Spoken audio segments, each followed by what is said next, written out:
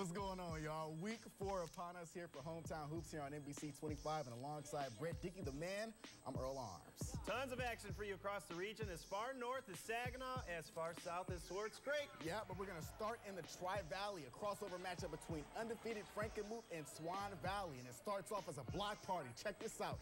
Tyler Jensen gets it going for FRANKENMUTH, and then it's the Vikings' turn. Big Tyler Branch, the senior, with the stuff. Vikings still trailing, though, in the first. FRANKENMUTH gets on the board off the inbound. Chris List, the shot, the foul, and an early lead for the Eagles. But Swan Valley on the turnover. We'll see it here. Throws it away, and Matt Rosinski, he's going to scoop it and score. It's the Vikings, though, that roll to a victory, believe it or not. 51-48, FRANKENMUTH's first loss of the season. From the north to the south of the SVL, Powers Catholic hosting Flint Southwestern. Let's get right to it. Third quarter, the Schwa Wise to Miles Bridges. That's a sweet jam. That's for Ty's not here. Put Southwestern up by 2. Staying in the third, zoom way out to see Achilleon Fisher hit the three-point shot. Southwestern up 42-28. Powers has something to say, though. Kenan Moore hits a long 3. Powers getting closer, but down 31-42. End of the third from R. Harris. Another big-time 3 right at the buzzer. The Knights win 62-50. Plenty of three-point action right here. Absolutely. All right, now some girls action. Davison, undefeated in the conference play, taking on Flint Northwestern. Cheerleaders doing their thing. Take it away, Brett. First quarter, Mariah Ferris all the way over to Leela Leach. She puts in the 3, makes it look easy, everybody. Davison up 18-11, still in the first. Check out that pass, Ferris to Leach again and again, the 3. This girl was hitting 3s all night long. Davison up 21-11. Wildcat Indaya Porter hits a 2 just in time for the buzzer. Northwestern still down 13-21. Second quarter, Sparkle Taylor hits a long 2-point shot. She's headed to UTEP.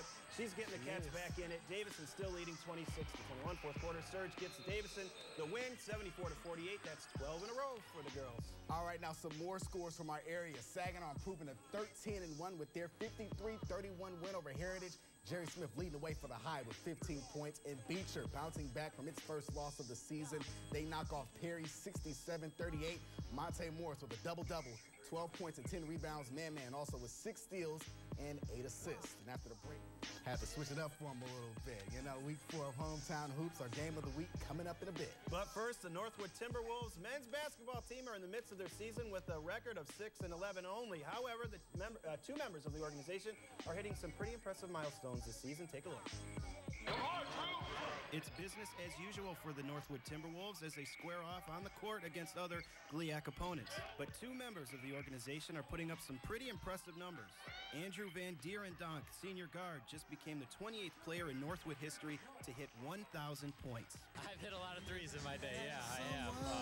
This year I've been focusing on driving to the basket a little more just because people key on that now, but my main game is a 3-pointer. Andrew is certainly honored to hit that milestone, but stresses he couldn't do it without his teammates. Everything, the screens, everything, you know, from the big guys to the point guard, they always are there for me, you know, whenever I'm having a bad shooting night. Or his family. Absolutely, you know, my family's been there for me from day one, you know, and bad game, good game, they're there, and they're there to support me and the team, so there's nothing better I can ask for.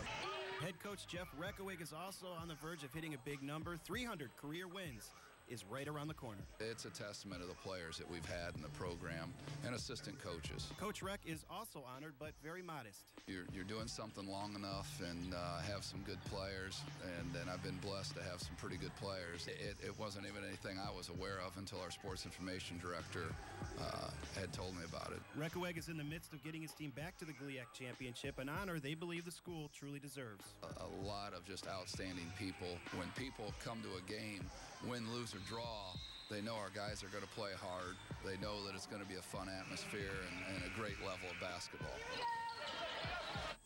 Coach can actually get that 300th win tomorrow at home. All right, now the game of the week, Southford and Swartz Creek, where the Dragons are hosting 7-4 Holly. The Dragons pretty hot themselves at 8-1, with their only loss coming to the Flint Metro League leader Fenton, but they can keep pace at least with another win as they host the Broncos. The Dragons, led by Bowling Greenbound, J.D. Tisdale. He's giving us some posters to look at this season. First quarter, Tisdale on the miss, but Tyler Black with a nice save and Dallas Dunlap with the basket.